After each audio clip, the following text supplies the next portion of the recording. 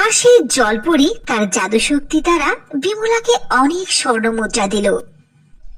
এসব দেখে বিমলা খুবই খুশি হলো, আর জলপরীর দেওয়া সমস্ত স্বর্ণ অলংকারগুলোকে তার মাছের ঝুড়ির মধ্যে করে বাড়িতে নিয়ে আসলো। এরপর বিমলা সেগুলো স্বর্ণকারের দোকানে বিক্রি করে আস্তে আস্তে অনেক ধনী হয়ে গেল। বিমলা তাদের থাকার জন্য অনেক বড় একটি আলিশান বাড়িও কিনে ফেললো।